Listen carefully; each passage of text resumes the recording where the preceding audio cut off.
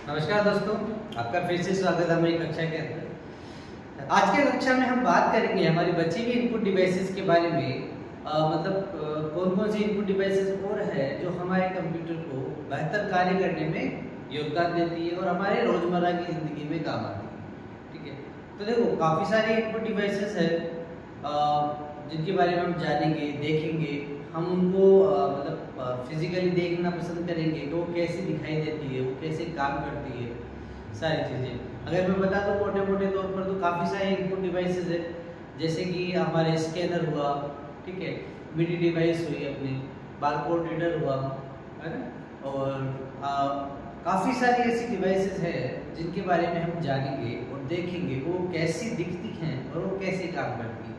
इन सब के लिए हमें जाना पड़ेगा हमारी कंप्यूटर स्क्रीन पर और वहाँ जाके हम देखेंगे वो कैसे दिखती है और कैसे कार्य करती है। ठीक है? तो चलो कंप्यूटर स्क्रीन पे चलते हैं। तो चलो दोस्तों शुरू करते हैं इनपुट डिवाइसेस के बारे में जानना। हम देखते हैं कि कीबोर्ड और पॉइंटिंग डिवाइसेस के अलावा और कौन सी इनपुट डिवाइसेस होती है जो हमारे काम में आती है। अगर मैं बात करूं हमारी जो इनपुट डिवाइस है उसके अलावा बेसिकली कुछ निम्न प्रकार से हैं, जिनको आप देख रहे हो स्क्रीन पर। अगर मैं सबसे पहले बात करूं हमारे आता है मिडी डिवाइसेस, फिर आती है हमारी कुछ स्कैनिंग डिवाइसेस। स्कैनिंग डिवाइसेस के आधार पर अगर मैं बात करूं तो हम देखते हैं कि हम एक ही स्कैनिंग डिवाइस को बहुत बेहतर तरीके से जानते हैं जिसे हम स्कैनर के नाम से पुकारते हैं। लेकिन आपकी जानकारी के लिए बता दूं कि स्कैनर के अलावा फिर बहुत सारी ऐसी डिवाइसेस होती है जो स्कैनिंग के काम में आती है। उदाहरण के तौर पर मैंने कुछ ऐसे जी तक यहाँ पर लिख रखी है जैसे आप देख पा रहे हो। अगर मैं सबसे पहले बात करूँ स्कैनर की जिसके बारे में सब जानते हैं, फिर बात करेंगे MICR की, फिर OCR की, लाइट पेन की, OMR की, QR की और बारकोड रीडर की। ठीक है, ये कुछ स्कैनिंग डिवाइस होती है जो अलग अलग तरीके से स्कैन करने के काम में ली जाती है। उसके बाद में बात करेंगे स्पीच रिकॉग्निशन डिवाइस की और वेबकैम की। तो चलो शुरू करते हैं क्या होती है मिडी डिवाइस। देखो होता क्या है ना कि सबसे पहले अगर मैं बात करूं हमारी इनपुट डिवाइस के बारे में तो हमारा आता है मिडी डिवाइस। जैसा तुम देख पा रहे हो कि यहाँ पर मिडी डिवाइस की फुल फॉर्म दी गई है ना। एम माना होता है म्यूजिकल, आई का मतलब इंस्ट्रूमेंट, डी का मतलब डिजिटल और आई का मतलब इंटरफेस। तो आपकी जानकारी के लिए बता दूं कि ये डिवाइस काम कहाँ आती है। देखो आप और मैं दोनों ही गाने सुनते हैं। गाने सुनते हैं तो हम देखते हैं कि जहाँ गाने रिकॉर्ड किए जाते हैं ना वहाँ पे बहुत सारे लोग जो वाद्य यंत्र हम सुनते हैं गानों के अंदर जैसे तबला हुआ, गिटार हुआ, हारमोनियम हुआ, कीबोर्ड हुआ, है ना। ये सारे इंस्ट्रूमेंट लेकर वहाँ पे कोई बैठा नहीं होता। ठीक है, वहाँ पे क्या होता है कुछ जो म्यूजिक होता है जैसे गिटार का हुआ, तबले का हुआ, ढोलक का हुआ, सारे का, वायलिन का हुआ, सारे के जो म्यूजिक होते हैं ना बच्चों वो रिकॉर्ड किए गए होते हैं। और वो जिस डिवाइस में रिकॉर्ड किए गए होते हैं ना वो कुछ इस प्रकार से दिख रही है। देखो ये दिख रही है ना आपको डिवाइसेस, इन डिवाइसेस के अंदर रिकॉर्ड की गई होती है जो कि एक यूजर के द्वारा, ये जो व्यक्ति बैठा है ना इसके द्वारा इसको मेंटेन किया जाता है, मतलब मैनेज किया जाता है। ठीक है, और जो भी गाना रिकॉर्ड किया जा रहा है उसको म्यूजिक प्रदान किया जाता है। ठीक है, और ये काम किसके लिए आती है, ये गाने में म्यूजिक डालने के काम में आती है। ठीक है, बहुत रेयर कंडीशन में देखने को मिलती है ये, क्योंकि ज़्यादातर जो होती है ये जो म्यूजिक इंडस्ट्रीज होती है जो म्यूजिक रिकॉर्ड करते हैं, गाने रिकॉर्ड करते हैं, सॉन्ग्स रिकॉर्ड करते हैं, वहाँ पर काम में आती है। अब बात आता है कि ये मतलब इसकी फुल फॉर्म के बारे में। तो मैं आपकी जानकारी के लिए बता दूं कि ज़्यादातर मिडी डिवाइस की फुल फॉर्म के बारे में पूछा जाता है तो आपको बहुत अच्छे से पता होना चाहिए कि मिडी डिवाइस की फुल फॉर्म क्या है। Musical instrumental digital interface.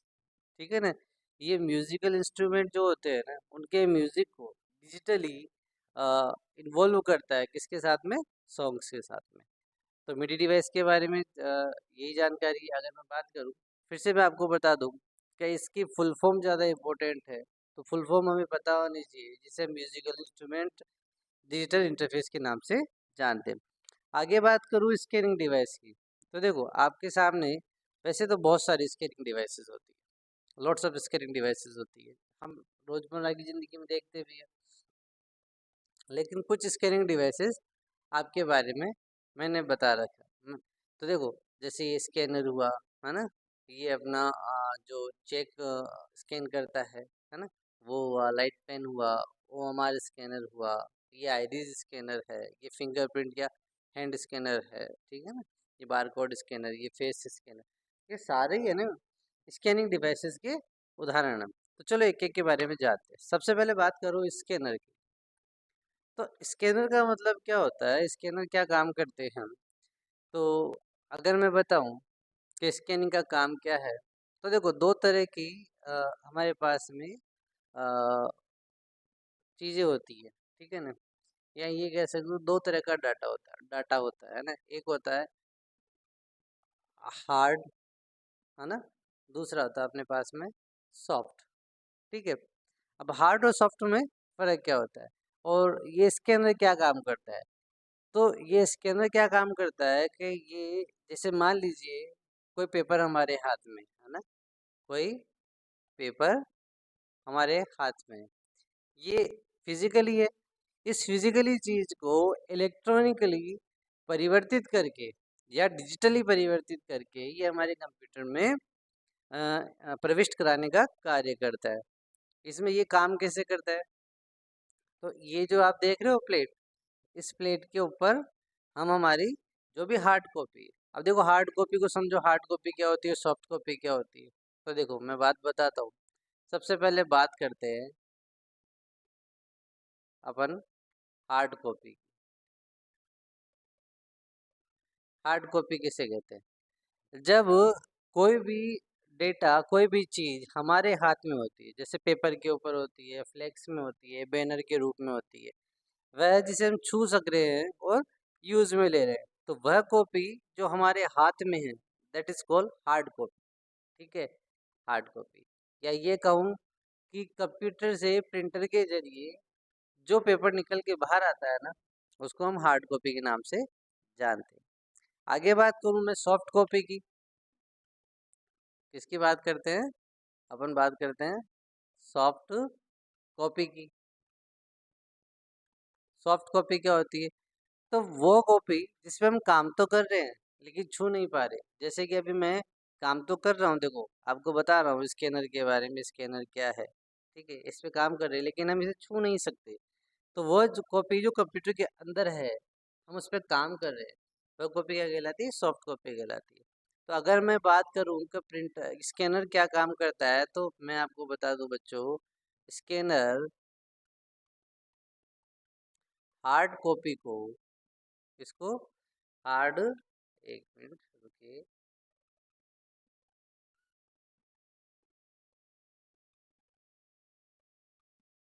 Scanner क्या काम करता है, हार्ड कॉपी को, हार्ड कॉपी को इसमें सॉफ्ट कॉपी में बदलता है, सॉफ्ट कॉपी में बदलता है, ठीक है। मतलब आपके हाथ में कोई पेपर है, उसको जब आपने स्कैनिंग मोड पर डाला तो वह स्कैन होके कंप्यूटर के अंदर चला जाता है स्कैनर के थ्रू। मतलब कि हार्ड कॉपी जो थी वो डिजिटल में परिवर्तित होकर किस में चली गई, कंप्यूटर के अंदर चली गई। तो ये स्कैनर का काम होता है। आगे हम दूसरे स्कैनर्स की बात करें तो दूसरा स्कैनर होता है हमारे पास में MICR डिवाइस। MICR डिवाइस, अब MICR डिवाइस क्या होता है, देखो हम बात करते हैं कि हमने देखा होगा लोग नकली नोट बना लेते हैं, ठीक है। जैसे मान करूँ बात करूँ कि 3 से 4 लाख रुपए, ठीक है, और 3 से 4 लाख किसी ने नकली नोट बना ली, ठीक है, वो पकड़ में जाते। और 3 से 4 लाख का एक चेक है, बैंकों के अंदर काम आता है ये, ज़्यादातर चेक है। और चेक क्या होता है, 3 से 4 लाख रुपए कोई आदमी नकली नोट बना रहा है और एक चेक बना रहा है, तो उसे फायदा किसमें, चेक बनाने में है ना। लेकिन चेक नकली बनते नहीं है। पूछो क्यों, क्यों, क्योंकि चेक जो होता है ना, वो इस MICR डिवाइस से स्कैन किया जाता है जिसका नाम है magnetic ink character recognition device. अब ये क्या चेक करता है, तो ये पूरे चेक के अंदर तुमने देखा कि जैसे हमारे पास में ये चेक है, एक दिख रहा है ये वाला चेक। इस चेक के अंदर ये जो स्कैन करता है ना बच्चों, वो इसे करता है, ये पूरे चेक को इसको स्कैन करता है। इसमें क्या क्या होता है देखो, इसके अंदर होता है बैंक का कोड होता है। क्या होता है? बैंक का कोड होता है। इसमें MICR कोड होता है ना, बैंक का कोड होता है, MICR कोड होता है, ब्रांच का पिन कोड होता है।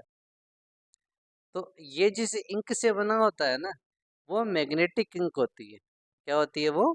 मैग्नेटिक इंक होती है, जिसकी वजह से ये MICR उसको पढ़ पाता है और स्कैन करके आपको बताता है कि आपका ये जो चेक है ये वैलिड है या इनवैलिड है। तो MICR की फुल फॉर्म के बारे में भी पूछा जाता है ज़्यादातर, जिसको आप कह सकते हो magnetic ink character recognition device.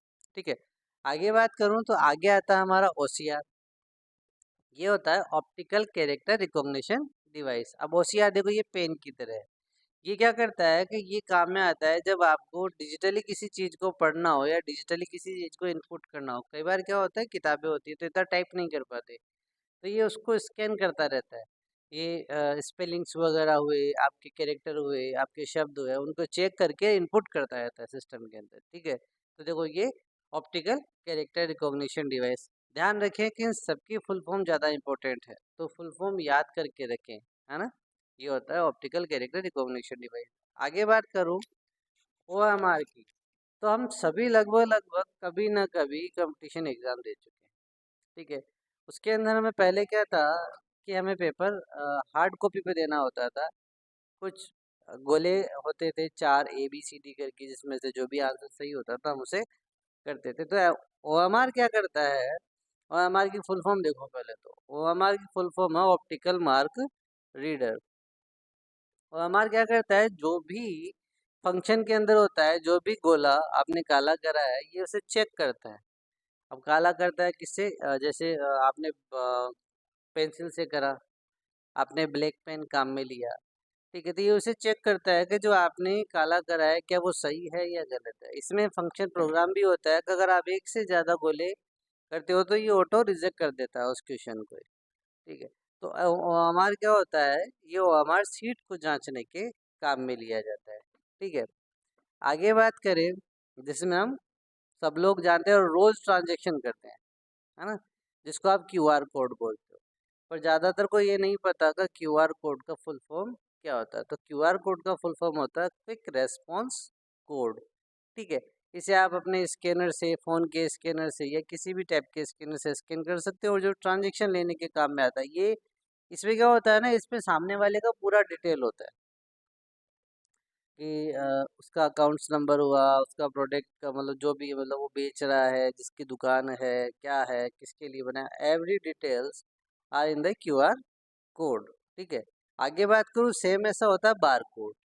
ये देखो ये जो हैंड बार कोड रीडर है ये क्या काम करता है? ये प्रोडक्ट के बारे में होता है। देखो बार कोड इसलिए कहते हैं क्योंकि देखो वो एक छड़ी की तरह खड़ा है। इसमें प्रोडक्ट का पूरा डिटेल होता है तो भाई क्या है, किस टाइप का है, हाइजेनिक है, अनहाइजेनिक है, बच्चों के लिए है कि नहीं, है सारा डिटेल इसमें होता है। ठीक है, इसको आप BCR भी बोलते हो और इस रीडर को बोलते हैं बारकोड रीडर। आगे बात करूँ स्पीच रिकॉग्निशन डिवाइस की, तो वह डिवाइस है, देखो आपने नाम सुना होगा एलेक्सा का, आपने नाम सुना होगा सिरी का। मतलब वह डिवाइस है जो बोलने के साथ में काम करती है। जैसे आप देखो साइड में देख पा रहे हो ना कि हमारे पास में यहाँ पे देखो एक हेडफोन पड़ा है ना। ये हेडफोन क्या काम कर रहा है? ये सुनने के काम में भी आता है ना। और जब आप इससे बोलते हो तो ये चीज़ों को रिकॉर्ड करने के काम भी आता है। हाँ, तो ये देखो ये भी एक स्पीच रिकॉग्निशन डिवाइस का उदाहरण आप यहाँ पे देख पा रहे हो। जैसे ये कुछ उदाहरण पड़े, एलेक्सा के पड़े है ना, सिरी के पड़े, ये सारे क्या करते हैं? आप इनको बोलते हो और ये आपकी स्पीच के अनुसार कार्य करते हैं, है ना। तो ये स्पीच रिकॉग्निशन डिवाइस के उदाहरण है। आगे बात करूँ वेब कैमरा की। वेब कैमरा क्या होता है? तो वेब कैमरा बच्चों वह डिवाइस होती है जो आपको video calling, video conferencing, video chatting करने में मदद करती है। अब ये इनपुट डिवाइस को कैसे हुआ? क्योंकि आप बैठे बाहर हो सिस्टम के, वीडियो कैमरे के जरिए आप वीडियो कॉल कर पा रहे हो, एक जगह से दूसरी जगह आप बात कर पा रहे हो, वीडियो कॉन्फ्रेंस से कर पा रहे हो। तो ये भी एक तरीके का इनपुट डिवाइस हुआ। लैपटॉप वगैरह में ये इनबिल्ट आता है और कंप्यूटर वगैरह में हमें इसे जोड़ना पड़ता है, अलग से खरीदना पड़ता है। तो जैसा आप देख पा रहे हो ना, ये सारे ही बच्चों वेब कैमरा के उदाहरण हैं। दिख रहा है आपको? ये सारे वेब कैमरा के उदाहरण। तो देखो, इनपुट डिवाइसेस के बारे में अगर जहाँ तक बात थी, तो हमारे पास में ये कुछ इनपुट डिवाइसेस थी। कल हम बात करेंगे हमारे आउटपुट डिवाइसेस के बारे में। जो सबसे पहला आउटपुट डिवाइस हम लोग जानते हैं, जैसे वो था हमारा मॉनिटर वगैरह। मॉनिटर में 2-3 भाग होते हैं, CRT1, CD1, DD1। धीरे धीरे करके हम सबके बारे में जानेंगे, फिर जा पढ़ेंगे हम रैम रोम के बारे में। तो आज के लिए इतना ही, आज के लिए इतना ही। आगे बात करेंगे हम कि हम कल क्या करते हैं। ठीक है, तो धन्यवाद, कल फिर मिलेंगे। ओके।